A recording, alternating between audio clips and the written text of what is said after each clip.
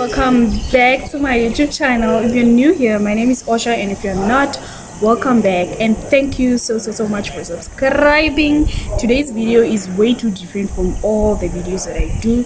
So I'm currently at Cheetah Conservation Fund. Today is Cheetah's International Day. We are acknowledging all the cheetahs in Namibia or where. So we'll be taking you along on this day, what we are actually going to be doing and all the activities that are going to be happening. People usually pay $200 just to come and see the cheetahs and the place and stuff, but today, because it's Cheetah's International Day, it's for free, so everybody's welcome. Yeah, so you know what, let's see how the day goes.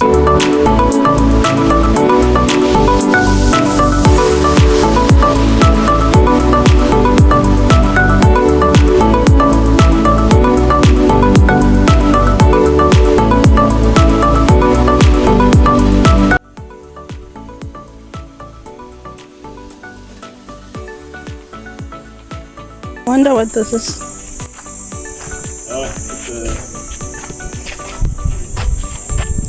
Can you please tell us who is this for? Welcome.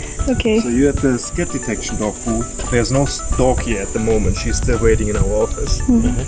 But I can already show you some of the things we are looking for. So we are looking for scat, which is the feces, the poop of an animal.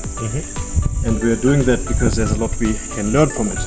And one of the things we can learn is when you look here with the large herbivore feces, you can see what they've been feeding on.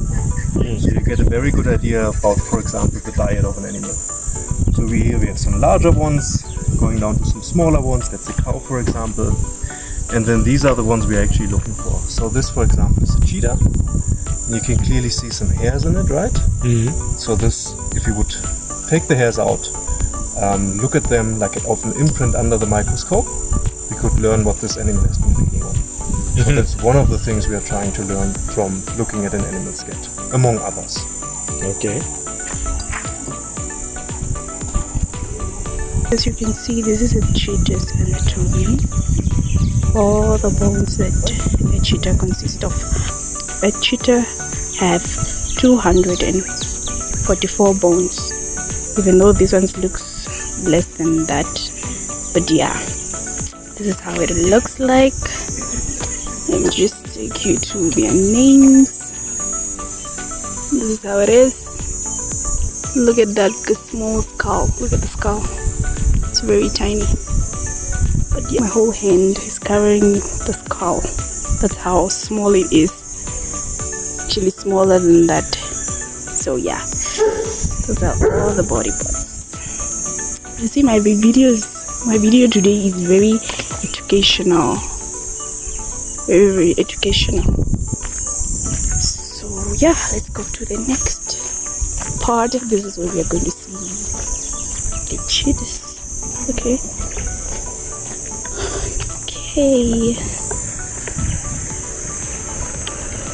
Then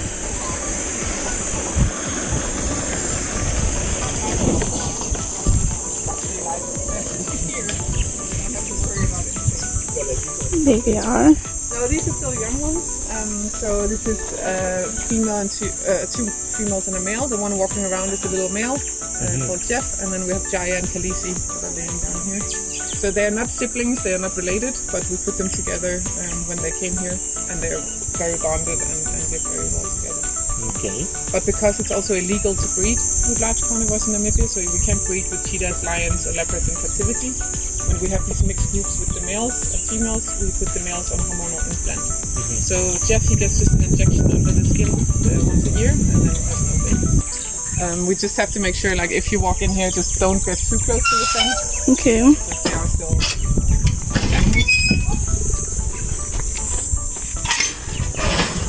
So yeah, you can just walk past. You're also welcome to take some pictures, but just don't get too close and also don't crouch down.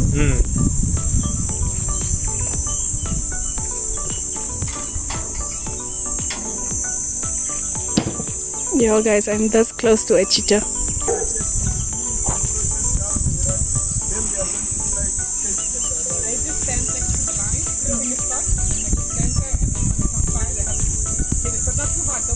Yeah, just to So when the black thingy come back, we hit it on. Like a cheetah used to run after the clothes, but and then they catch it and Okay. they get the reward. So we'll be standing here and try to. I will be controlling it, and then you guys will be sitting somewhere there. When the thing is passing next to you, you will catch it. Okay. No problem.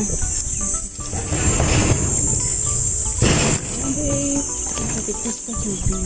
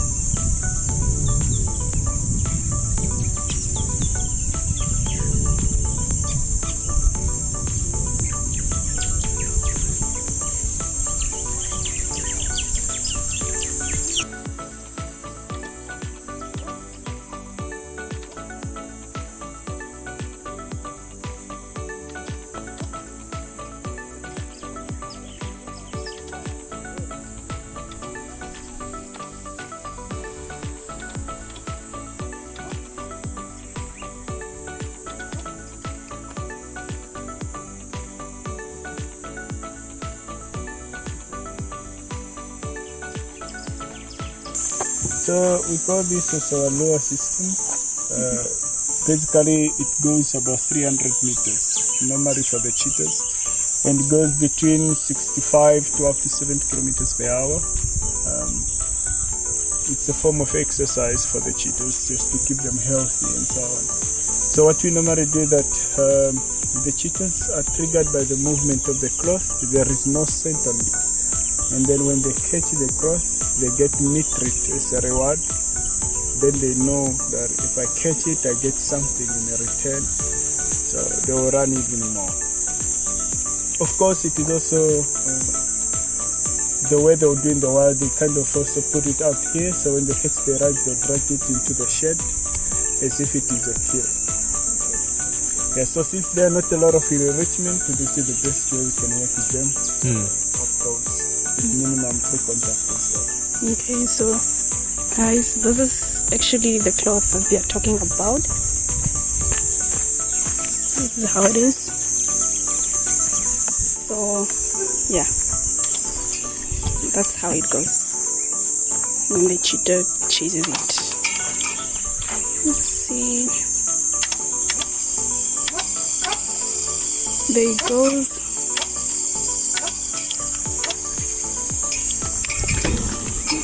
Good. Yeah, we are going to cross over. Here are the beautiful cats.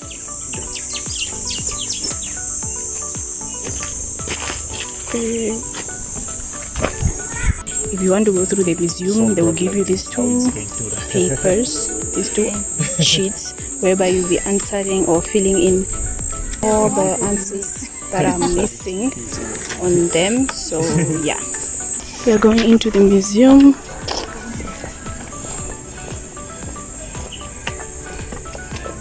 This is what you will be seeing when you enter the museum. Number one, the first gate appeared is the door. I don't know if you can see that, but this is all the information that you need about the place and the cheetah. And all of the zoos.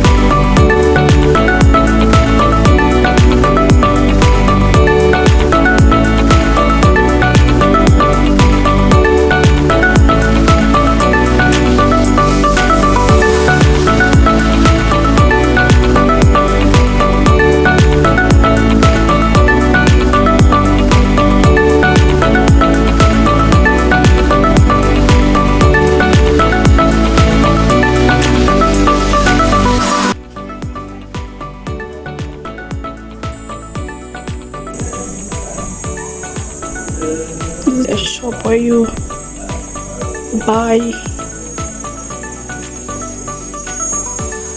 whatever you want.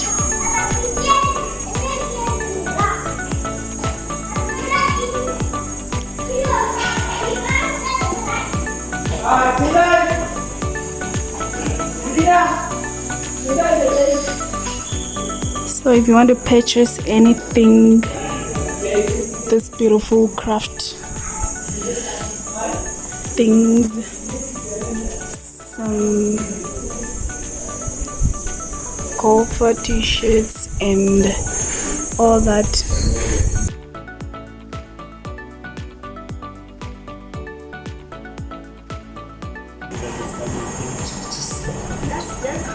Obviously my day cannot go without ice cream, guys. I love ice cream, and then they have different flavors, so I went for salted caramel, and yeah, so you can also mix if you want to.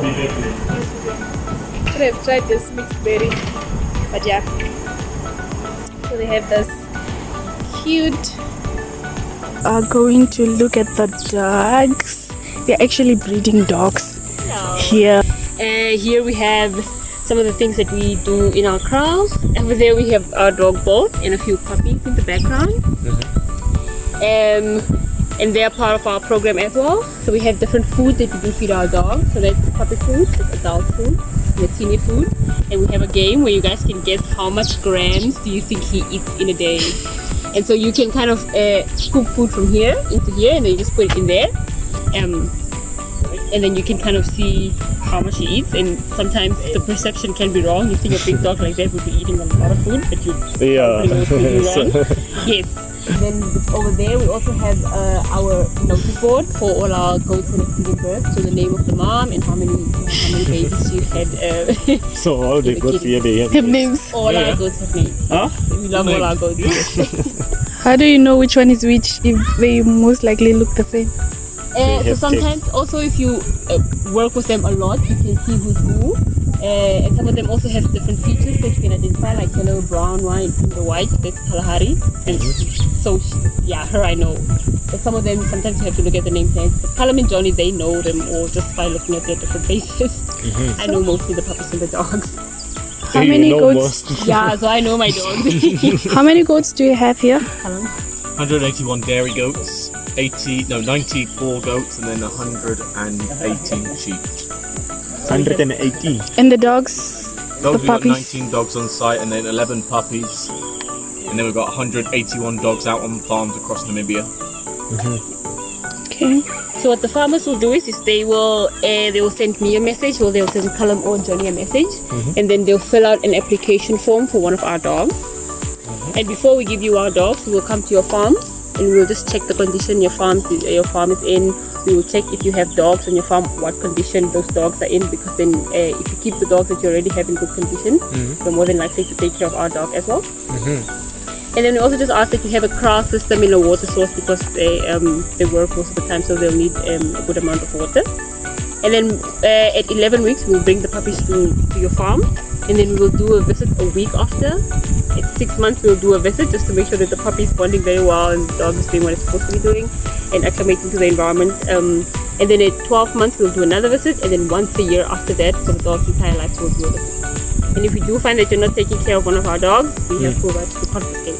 Do you give them for free, or do they have to pay an amount for your dogs? So the farmer will pay $1,500 for one of our Anatolian puppies. What if you're not a farmer? You're just... Oh, yeah. So mostly we prioritize their Only working farmers? Dogs. Yeah, so they are working dogs. Oh, so won't they do need to... Okay. Yeah, so if you keep the dog in the house, you'll find your couch was chewed. They probably chew your gado. Okay. So they're working dogs. So we just prefer that they will also be placed as a working dog. Yes, so you will have to name that one. So what do you think is a name that suits him? So this is how they feed, how they're going to feed the Just going to explain a little bit about the meet before we get started. So welcome everyone to CCFNT Center Feeding on International Cheetah Day, which is actually tomorrow, but we're celebrating it today just to get as will be feeding 13 of our 26 cheetahs for you guys today. All the cheetahs that you'll meet here are permanent residents at CCF.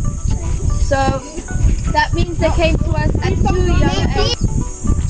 The cheetahs that we have here, we received them all at a very young age, so under the age of 6 months. Whenever we do receive cheetahs over the age of 6 months, then they are able to go back into the wild and be rewilded. But these cats are kept about 10 minutes from here just to limit the contact they have with vehicles and humans.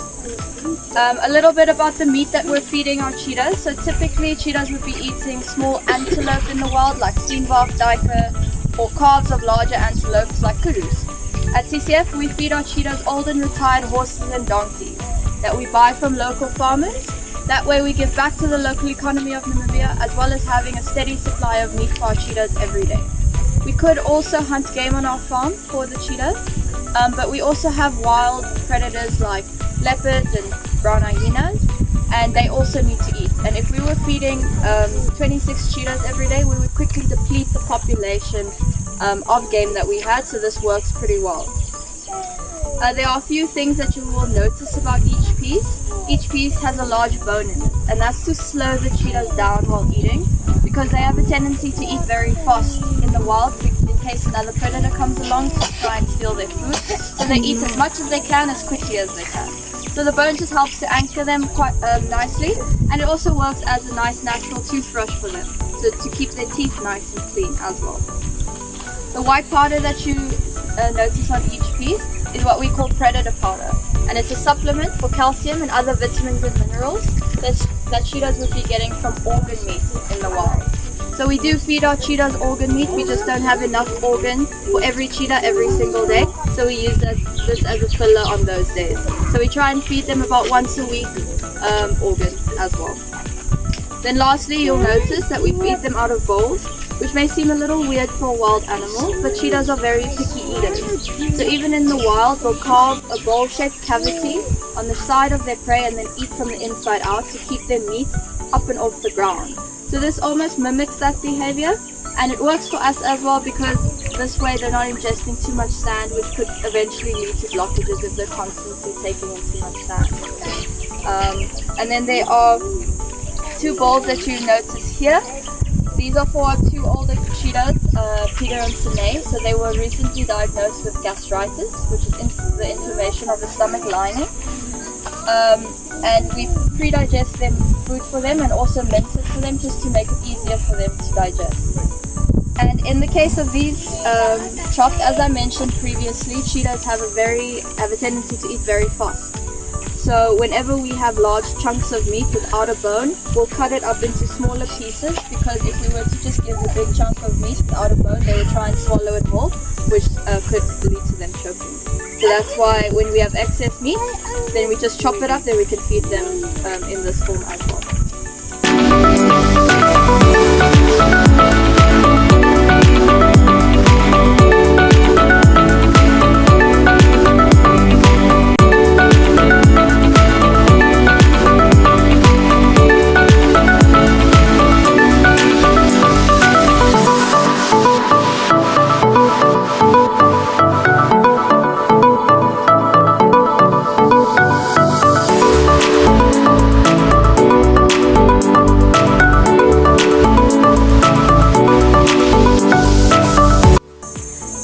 Babies, I am currently resting while people are busy with some other activities. The time is 6 minutes to 2 and I am very tired. I just ate and I feel good, so I feel like I should rest a bit. And yeah, people are here, people are gathered here, you know, it's a nice place, it's a very nice place. So while I'm sitting here, let me show you what the people are doing.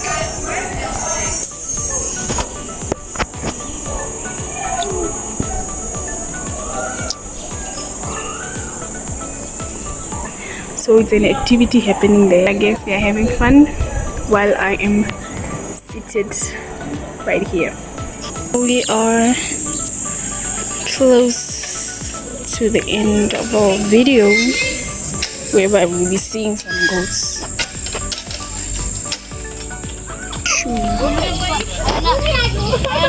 That pink powder or pink situationship on the breast is to prevent bacteria from entering the titties, because you see that one is still milking.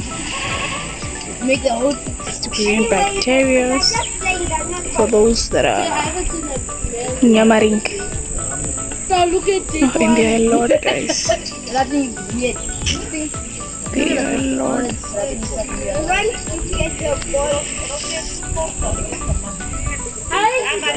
Okay guys, I just found out something. They are milking the goats, okay? And then all of these goats, not this ones actually, because these ones are pregnant, the other ones, they feel about a 20 liter of milk. Can you imagine?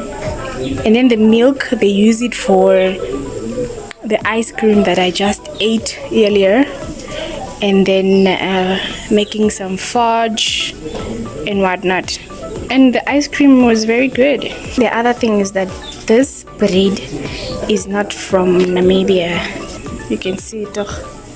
They have the most biggest breast ever, and they look different. Okay guys, my phone is about to shut down. Thank you very much for watching. See you on another video as we are out with the goat. Okay, don't forget to subscribe, like, share and comment. Bye.